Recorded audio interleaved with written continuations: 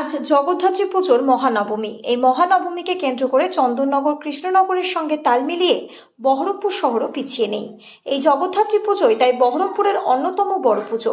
City ক্লাবের পুজো। এই পুজোর উদ্যোক্তাদের ব্যস্ততার সীমা নেই। সপ্তমী অষ্টমী, আজ মহানবমী। ওই এলাকার প্রতিবেশী তার সঙ্গে পথ চলতি লোকেদের মহাসমারোহে মায়ের ভোগ দেওয়া হয়ে থাকে। এছাড়াও অষ্টমী পুজো, নবমী পুজো, ষষ্ঠী পুজোতেও এরা মায়ের ভোগ বিতরণ করে। এছাড়া সন্ধেবেলায় প্রতিদিনই সাংস্কৃতিক কর্মসূচি থাকে।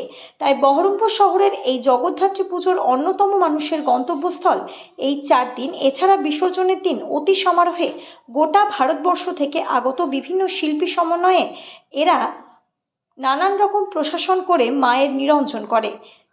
এবারও তাই হচ্ছে।